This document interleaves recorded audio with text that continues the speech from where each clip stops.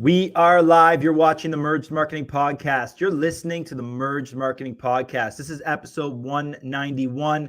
Today, we're going to talk about a handful of items, including breaking down silos, how to foster a mutually supportive relationship between marketing and sales. We're also going to dive into remote work, whether it works or whether it doesn't, and also dive into virtual sales teams as we have a subject matter expert on the topic today.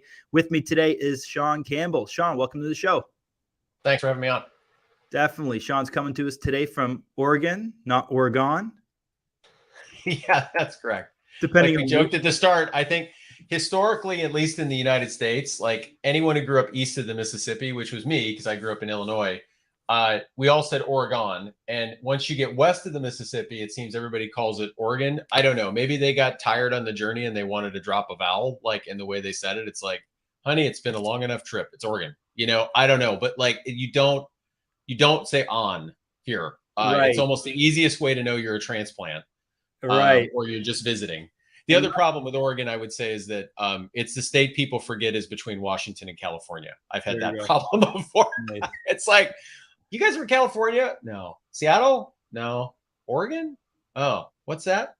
So anyway, it's a beautiful state, though. I highly recommend anybody come here. I do think the TV show 1883 put Oregon on the map. For sure. That's true. And before that, it was Portlandia. Two very different shows, right. I might add, in many, many ways. But and we're it's and the other interesting thing you find about Portland, I think, is that much like the Austin, Texas divide, let's say, you've got an interesting bifurcation in the state. You've got Portland and then you've got Oregon.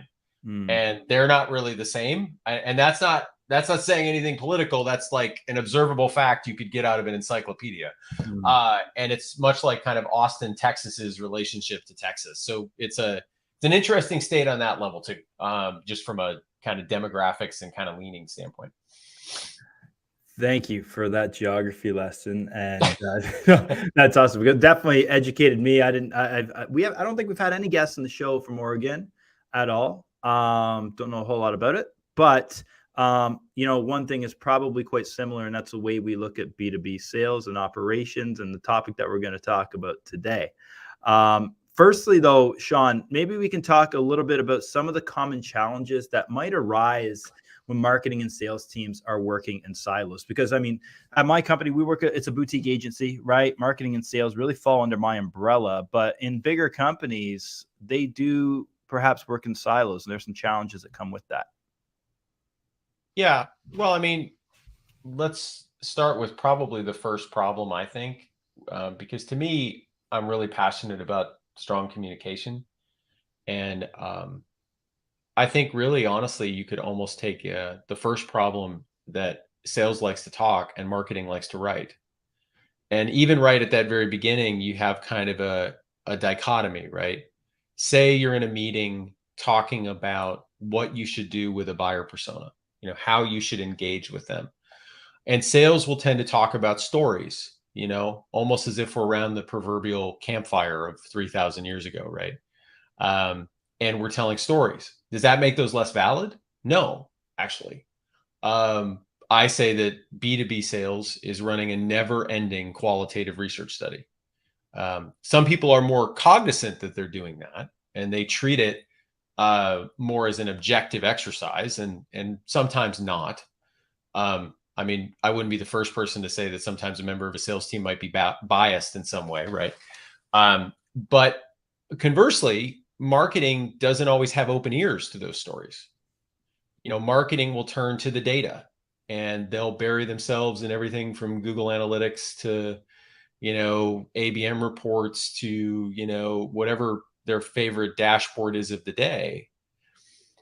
And yet they've kind of siloed themselves off from a customer, right? I mean, I like to give homework when I do interviews. Part of it is just because I think I'm kind of genetically wired to just, when I learn stuff, I like teaching it.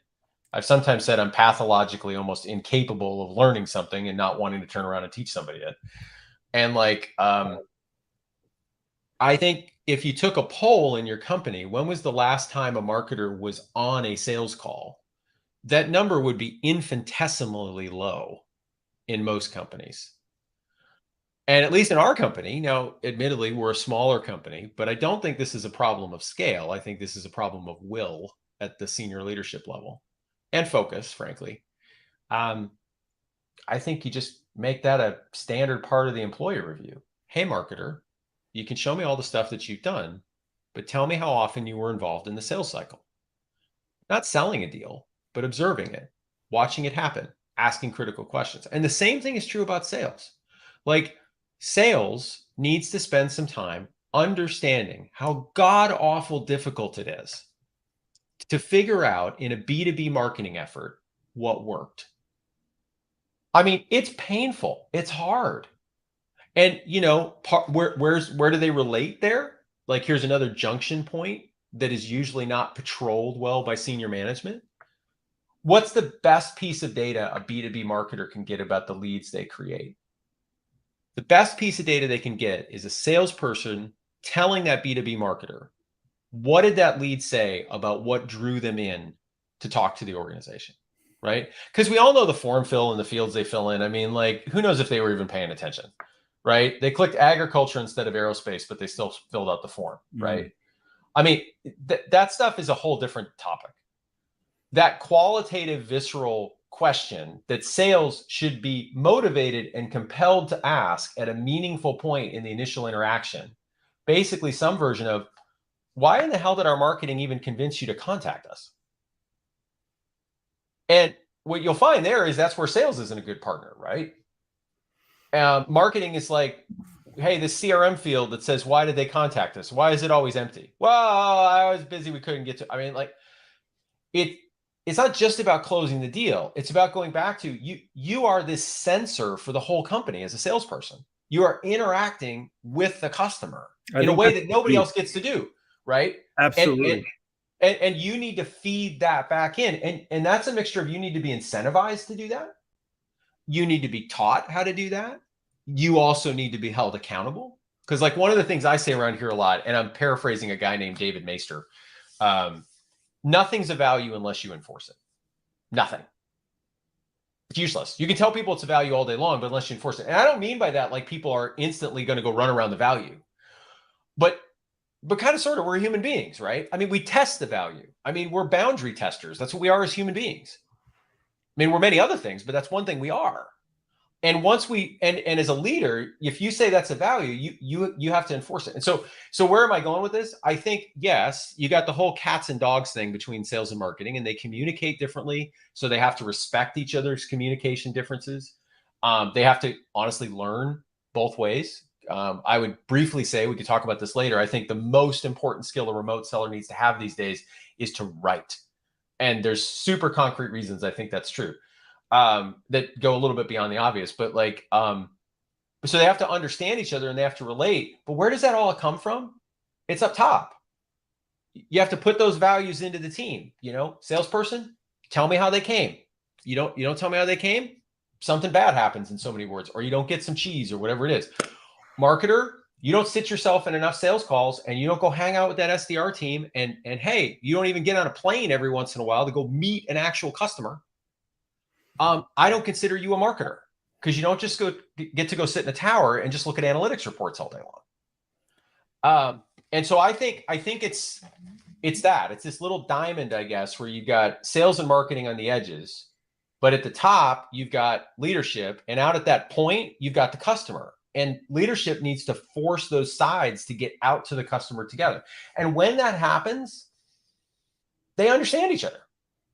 Yeah, I think there's definitely some opportunities for more communication between the two departments, or the two people, or representatives on both sides of the fence, because marketing may look at the data all day long, but they're never really get some concrete insights into the quality of the conversation that's happening between the salesperson and that potential lead, right? Because, I mean, let's be honest. I mean, you jive with a certain type of lead, right? There's a certain person you really jive with, and there's certain people you just don't jive with. So I think the element of the salesperson itself and the relationship they build with that lead is important. And that's something that I don't think marketing has a vision on. Well, yeah, I would disagree slightly with a piece of it. I mean, I think really good B2B sellers, I used to say this some people might say they're chameleons, but I feel that's like so negative, right? That's like a Glenn Glare, Glenn Ross kind of vibe. Like, second place gets steak knives and third place gets fired kind of vibe, right? I don't think that's the right way for most traditional B2B sellers that are selling complex solutions. These are highly intelligent people that are paid well and are fairly intuitive all on their own right. I think it's more, I used to say, like, I'm a corporate cultural anthropologist. I really understand my account. I understand the people that live in that account. I understand that the way they relate to the company, just jump into ABM efforts, right? Very frequently, if you looked at an ABM effort, if you looked at the percentage of time marketing is spending talking about the ABM effort and the percentage of that time that involves having a salesperson in the room who knows the account, it's sad how low that number is. And I think it's kind of crazy, right? Because that's the person who understands the cultural norms in that account. That, and that's more on the ABM selling side. But if you talk about that idea of like just talking to leads and developing rapport, I think there's just a huge initial ask that, frankly, again, if you polled most CRMs, that field's left blank, or it's filled with a really generic answer. And marketing's desperate for something really concrete. Otherwise, marketing just leaves all the channels on, like leaving all the lights on in the building and signing up for all the streaming services. And basically at that point, they have no idea what's working. And there's no excuse for that, is my point. Like, there's that common thing that said, like, I don't know what part of my marketing's working. Okay. And everybody chuckles and laughs. I think that's BS. I think there's a simple way to know if it's working. You talk to the people that filled out the lead form. It's as simple as that. But marketing's not talking to the people. And then they go run a generic survey. And keep in mind, we're a firm that executes surveys. So we know there's generic ones too that aren't that good. Thankfully, I think that other people do. But like, there's nothing better than getting that front tip of the spear feedback and making sure the two teams talk. And so anyway, so it's a little different take on what you said, but not massively so. I just think they salespeople have so much power inside the company if you bother to listen to them. I think it is different, to close this off. If it's B2C and it's the Best Buy blue shirt, okay, I would be cautious how much I ask a 16-year-old what they think about the sales process of selling laptops to 50-year-olds. I would be a little cautious about asking that. But even there's somebody who's had that job for a year. They probably know a lot. They know what signage in the store gets looked at. They know what comments get made about the marketing that's there. Ask these people. It's so often, and I'll stop here, that when we talk to marketers, and we love marketers, it's mostly who we work with when it comes to research projects. We love working with marketers.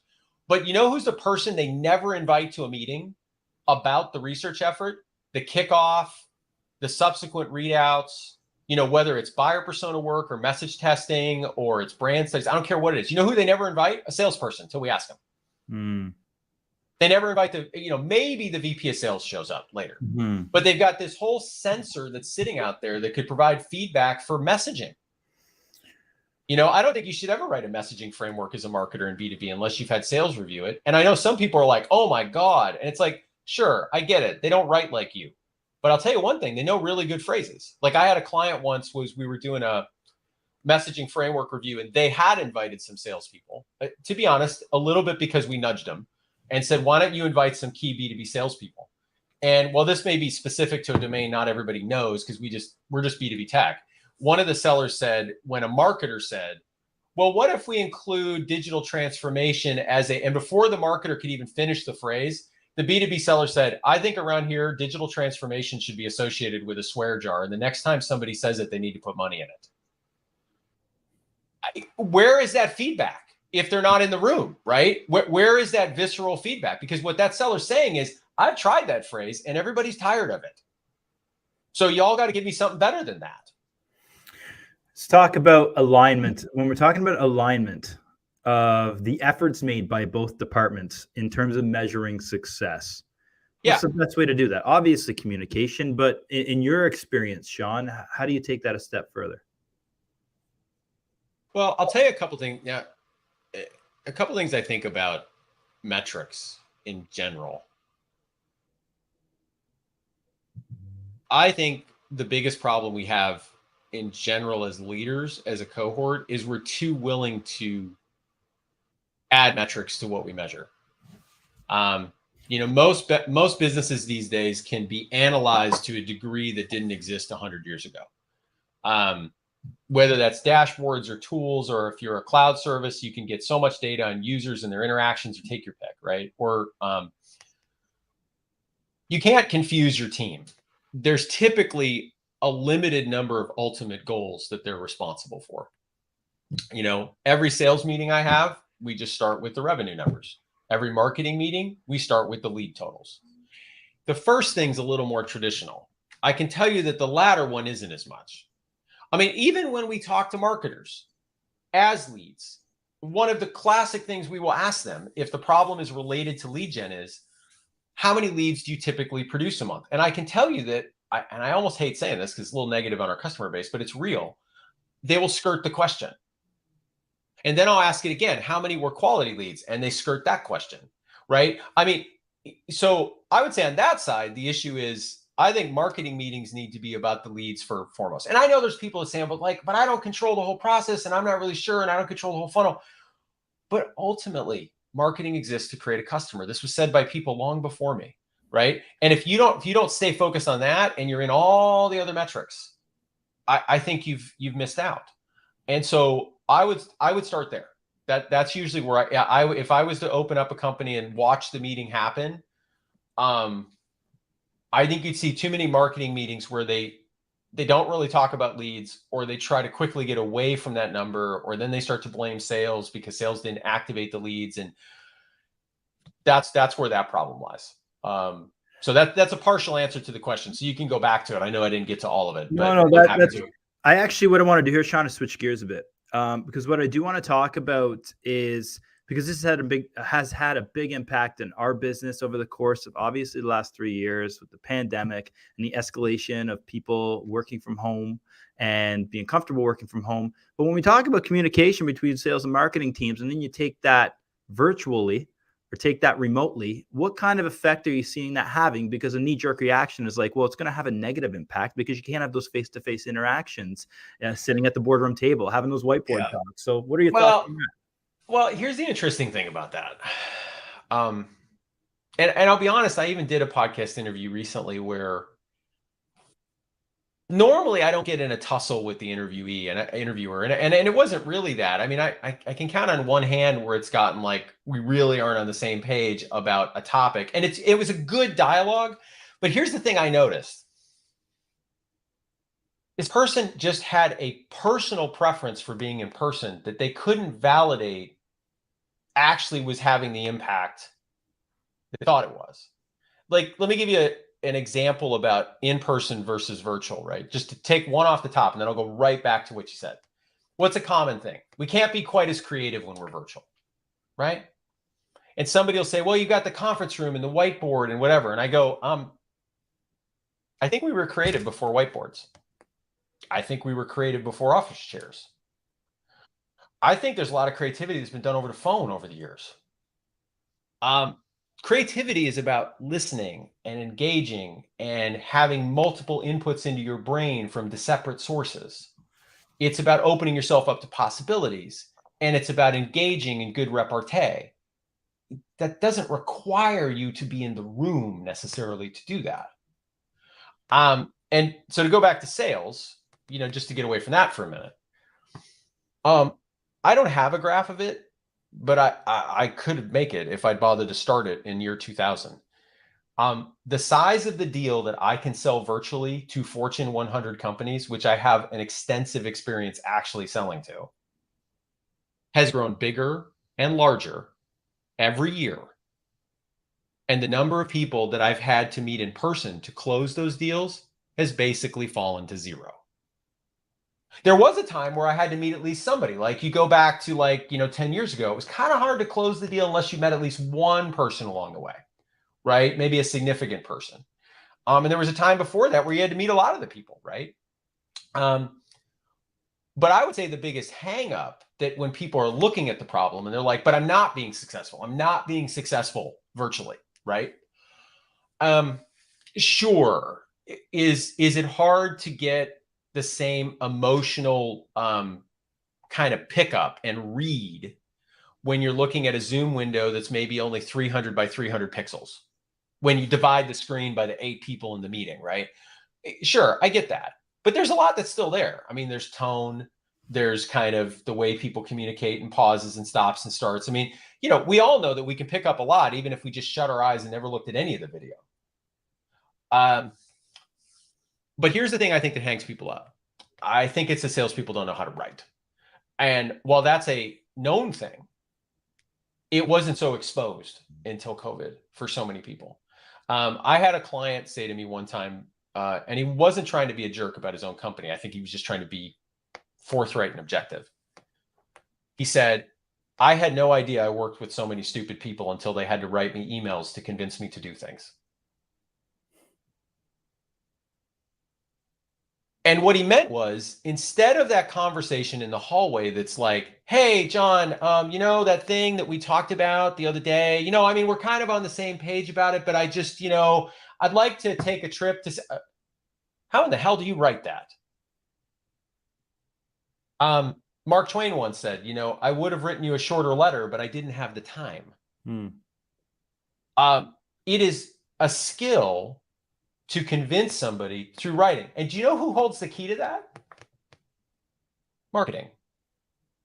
I was going to say ChatGPT for a second, but okay. Well, by the way, ChatGPT 2 and Bard and all of the clones of it. Of all the times, the irony of irony, right? The time where you have no excuses for writing a bad email, Grammarly, ChatGPT, Bard.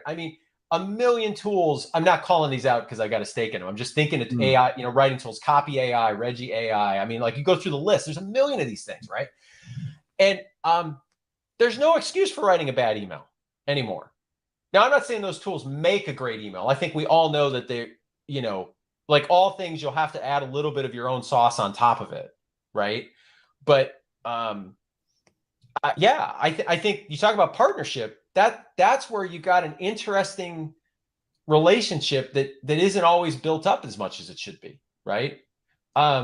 Most marketers know how to write better than salespeople, but salespeople do a lot of communication in a written form these days, and I think they struggle with it in some ways. And that's I think a bit. If I like, just to sum up, if I had a B2B sales team, well, there's millions of things I would teach them in a remote environment. I would send them off to writing classes, or I'd make them read books like Writing Without Bullshit, which is a very, very good book about writing in the tech sector, and anything like that, because they're just going to be better, whether it's email sequences, proposals, hey, can we have a meeting emails? It's just the way it works these days. It's so interesting to see how the things have evolved since February 2020. We used to have employees in the office 4 days a week. Now we're down to 1 day a month where we get the team together in our office. Everything's done virtually, but it really does separate those salespeople that are good sales writers compared to those ones that do rely heavily on the face-to-face conversations and handshakes. There's definitely a clear divide now, and if those people are not adapting to the likes of proper sales writing and leveraging platforms like Bard and ChatGPT, they might be the ones losing out, because people are leaning towards convenience more now than ever. Correct. And then there's the other thing, right?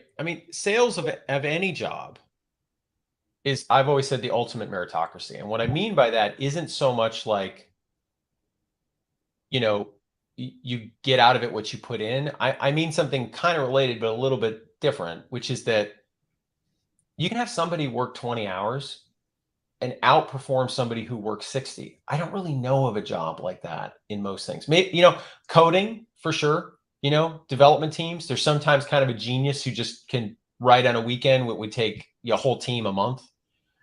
There's somewhat of a parallel with marketing. Sometimes people can just kind of just jam out great copy at a speed nobody else can. But I just from having managed sales, marketing, and like service delivery teams, right? Sales is always the one where that delta is the biggest, right? And I think ultimately, given that, why don't you want to put those sellers in an environment where they can sell so much more quickly, as opposed to getting on a plane and going into a meeting and everything? And let's take one other thing. Go into a B2B office, if it's anything more than just like the office complex down the street at the highway exit just down from you, if you're going to like, big company Fortune 1000, Fortune 500, this is increasingly less a friendly environment. I mean, I remember when you go in the lobby, right?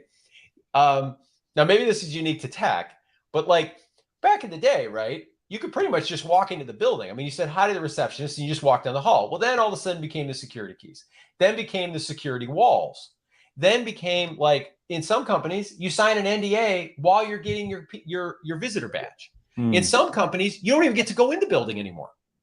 They have like rooms that aren't in the building that are kind of in the lobby. And if somebody's listening and going like, well, if I'm a seller that can get past that. I'm like, no, trust me.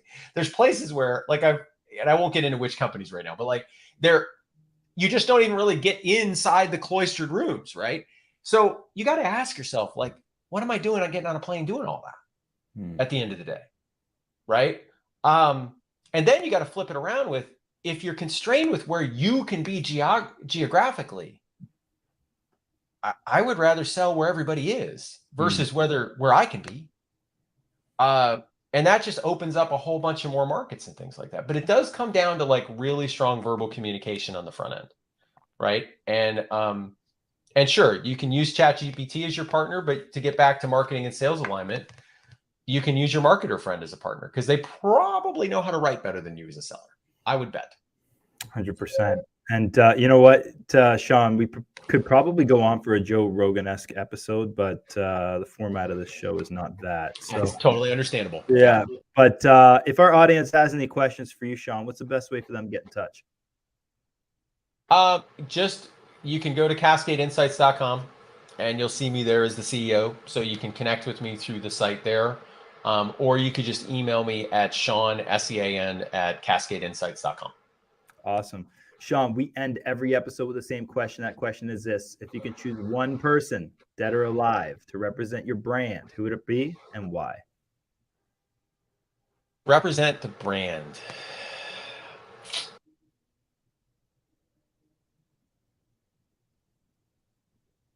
Okay, I have to put an asterisk. I'm probably not the only person that's done that.